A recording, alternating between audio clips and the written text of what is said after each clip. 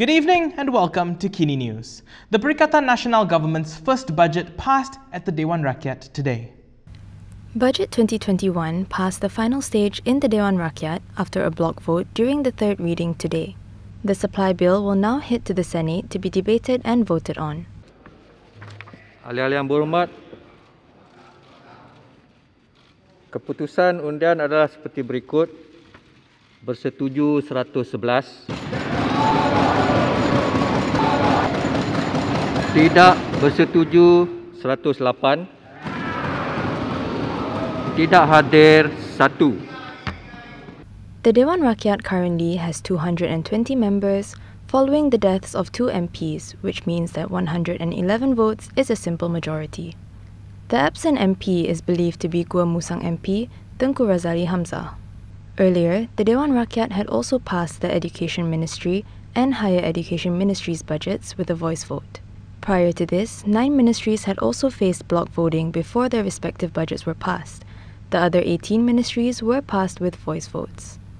The bloc votes and today's final vote is seen as a proxy confidence vote for Prime Minister Muhyiddin Yassin. Dewan Rakyat Speaker Azhar Azizan Harun has refused to allow the tabling of no confidence motions by the opposition. Speaker of the Dewan Rakyat Azhar Azizan Harun responded to questions on the 3 members of parliament who were at the House yesterday despite being under a home surveillance order. Dewan Rakyat Speaker Azhar Azizan Harun said that the 3 MPs who were in the Dewan Rakyat in full personal protective equipment yesterday had obtained permission from Health Director General Dr. Nur Hisham Abdullah to attend Parliament. Yang berhormat Tenggara, Yang berhormat Tapah dan Yang berhormat Batu yang dikenakan perintah pengawasan dan pemerhatian di rumah House Surveillance Order telah menulis surat permohonan kepada Tan Sri Ketua Pengarah Kesihatan Malaysia untuk hadir di Dewan Rakyat. Sehubungan dengan itu, Tan Sri Ketua Pengarah Kesihatan Malaysia melalui surat kepada ketiga-tiga ahli-ahli yang berhormat tersebut bertarikh 14 Disember 2020 telah meluluskan permohonan yang berhormat tersebut untuk pelepasan masa, time off, menghadiri pengundian di Dewan Rakyat pada 14 hingga 17 Disember 2020 dengan syarat-syarat yang ditetapkan. He said this in response to opposition leader Anwar Ibrahim, who had requested a clarification on who had granted permission for Tenggara MP Dr. Adam Baba, Tapah MP M. Sarvanan, and Batu MP P. Prabhakaran to attend Parliament. Yesterday, opposition MPs had walked out from a bloc vote after debates on the Federal Territories Ministry's budget over the presence of the 3. The trio were previously exposed to a COVID-19 positive patient. In noting that Anwar had asked the same question yesterday, Azhar apologized and said that the walkout had caused him to miss providing certain answers. Azhar said that he was made to understand that it was not a new practice, as similar permissions had been granted to patients under surveillance for other urgent cases, such as to attend funerals. He added that safety measures had also been taken, including to confine the 3 MPs to the public gallery, and for them to be accompanied by an usher when a bloc vote is called. He said that he was also informed that Adam had ended his 10-day HSO yesterday, Prabhakaran will end his today, and Sarvanan will end his on Thursday. And now let's take a look at the country's latest COVID-19 situation. This segment is brought to you by Blue Air. Malaysia recorded 1,772 new COVID-19 cases today, with the Klang Valley region reporting the most cases. From the number of new cases, 12 were imported. Out of the local cases, Kuala Lumpur reported the highest number with 696. 567 of the new cases in Kuala Lumpur were from the Daman Lela cluster at a single construction site. Selangor reported the second highest number of cases with 503, followed by Sabah with 260 cases, and Perak with 110. There were 118 patients in the intensive care unit, with 56 requiring ventilator support. The Health Ministry also reported 3 deaths linked to COVID-19. All 3 were recorded in Sabah. UMNO Deputy President Mohamed Hassan has called for politicians to stop bickering and to focus on policies and ideas to make the country successful. UMNO Deputy President Mohamed Hassan has criticized politicians who are constantly bickering. In a Facebook post yesterday night, he said 10 months has passed since UMNO supported the formation of the new government. And sadly, there seems to be no solution to both the Malaysian and Malay politics. He said, the people are fed up and tired of the various conflicts, particularly among Malay politicians. And what the Malays needed was not a new political coalition, but a clear vision on how they could further advance and prosper.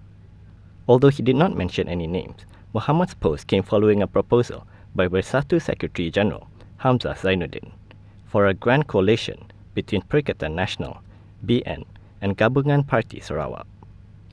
Last week, Hamzah had mooted a political understanding charter to form a grand coalition between the parties in the 15th general election. In his post, Mohamed said that Malaysia would be better off without the formation of one political alliance after another, and the focus should instead be on new policies and ideas to make the country successful. Quoting Indonesian philosopher Hamka, he said, "A wise person lives for his community and not for himself," and said that Malaysia is in great need of such individuals to come up with inspiration for the country to grow again. A PKR lawmaker said today that the government can save millions of ringgit by cutting out the middlemen and reabsorbing contract workers into the public service. Tanjung Malim MP Chang Lee Kang has called on the government to consider reabsorbing outsourced workers into the public service. The PKR lawmaker cited findings of a study by the Government Contract Workers Network, or JPKK, on the alleged waste of public funds due to the current outsourcing practice. Pada tahun 2019, kerajaan membayar 1.5 bilion ringgit kepada kontraktor keselamatan untuk semua sekolah di dalam Malaysia. Tetapi kontraktor ini hanya membayar 1 bilion ringgit, lebih kurang 1 bilion ringgit kepada pekerja-pekerja, 40,000 pekerja. Dan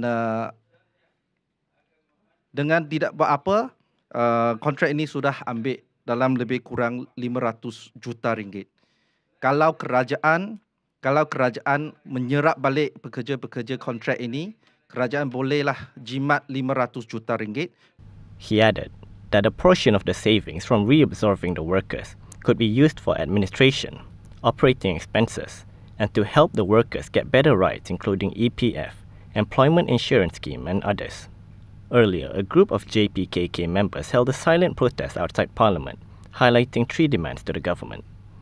The demands included a call for the government to absorb all contract workers, to eradicate all middle persons or contractors, and to reduce administrative red tape. Aside from security guards, cleaners in schools nationwide are also employed through contracts with private third-party companies. Still to come, the members of the United States Electoral College have cast their vote for the President and the Vice President. All that and more after this.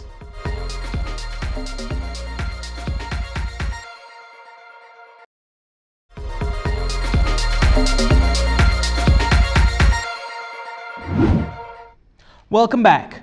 United States President-elect Joe Biden has won the state-by-state Electoral College vote that officially determines the U.S. presidency. For Joseph R. Biden of Delaware, a Democrat, ayes 55, noes 0. All 50 U.S. states formally cast their votes in the Electoral College on Monday, confirming U.S. President-elect Joe Biden's election victory and effectively ending U.S. President Donald Trump's attempts at overturning his loss in the election. California, the most populous U.S. state, put Biden over the 270 votes needed to win the Electoral College when its 55 electors cast ballots for him and his running mate Kamala Harris. Biden and Harris will be sworn in on January 20th. In a speech hours after winning the state-by-state Electoral College vote, Biden delivered a forceful rebuke on Trump's attacks on the legitimacy of his victory. He called for unity and said that not even a pandemic or an abuse of power could extinguish the flame of democracy. Biden said that Trump and his allies filed dozens and dozens of legal challenges to the vote totals without success. He also noted that his 306 to 232 margin in the Electoral College was the same as Trump's 2016 victory, which the Republican had described as a landslide. The Electoral College vote, normally just a formality, had assumed significance in light of Trump's efforts to overturn the process due to what he has falsely alleged was widespread voter fraud in the November 3rd election.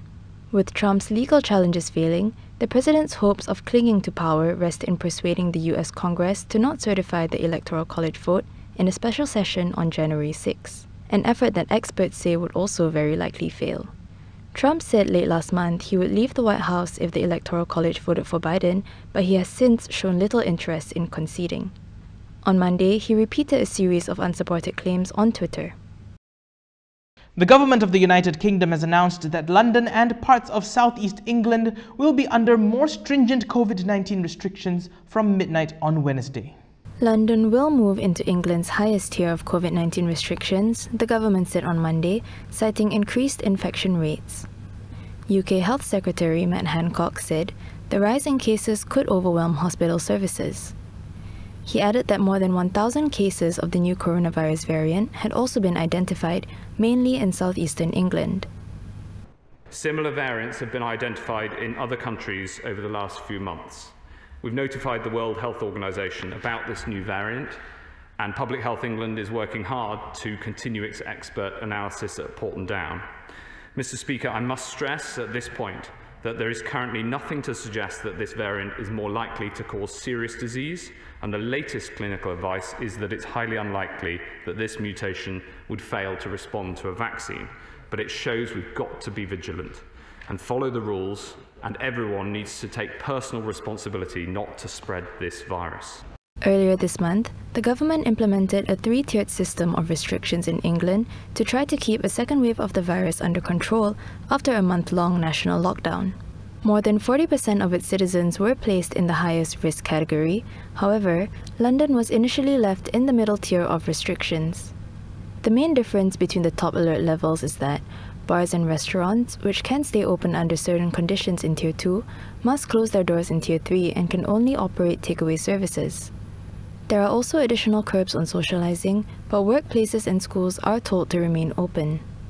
England's Chief Medical Officer, Chris Whitty, said the detection of the new variant was not the reason to put London in the highest level of restriction. He said that there was no evidence that the clinical outcome was different for the new variant. The World Health Organization has confirmed that Britain reported the variant, but added that mutations were not uncommon, a view that has been echoed by several other experts. And that's all the time we have this evening. For more stories, you can go on over to KiniTV.com. Don't forget that we also post the latest headlines to our Instagram, Twitter, YouTube and Facebook pages, so follow us to get the latest updates. I'm Daniel Anthony. Thank you for watching. If you're heading out, don't forget your mask. Stay safe.